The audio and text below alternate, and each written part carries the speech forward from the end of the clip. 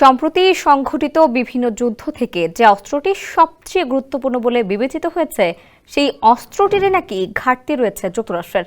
একটি দুটি নয়, প্রয়োজনের চেয়ে ৭৫% ঘাটতি রয়েছে দেশটির।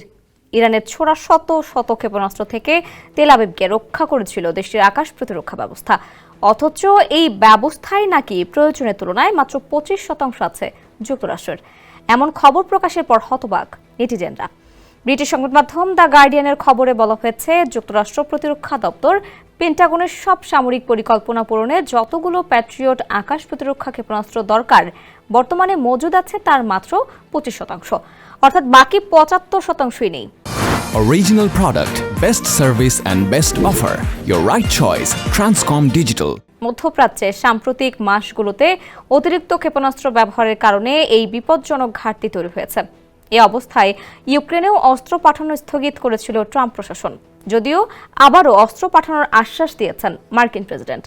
গার্ডিয়ানের প্রতিবেদনে আরও বলা হয়েছে, আকাশ প্রতিরক্ষা ইন্টারসেপ্টর হিসেবে ব্যবহৃত হয় যেসব প্যাট্রিয়ট ক্ষেপণাস্ত্র, সেগুলোর মজুদ এতটাই কমে গেছে যে প্রতিরক্ষা দপ্তরের ভেতর থেকেই আশঙ্কা দেখা দিয়েছে যে এটি যুক্তরাষ্ট্রের সম্ভাব্য সামরিক অভিযানে প্রভাব ফেলতে পারে। তাই উপপ্রতিরক্ষা মন্ত্রী স্টিফেন ফেইনবার্গ অস্ত্র কোথায় যাচ্ছে সেটা পর্যালোচনার জন্য ইউক্রেনে সরবরাহ স্থগিত রাখার নির্দেশ দেন। পরে একই ধরনের নির্দেশ দেন প্রতিরক্ষা মন্ত্রী পিট হেগসেথও।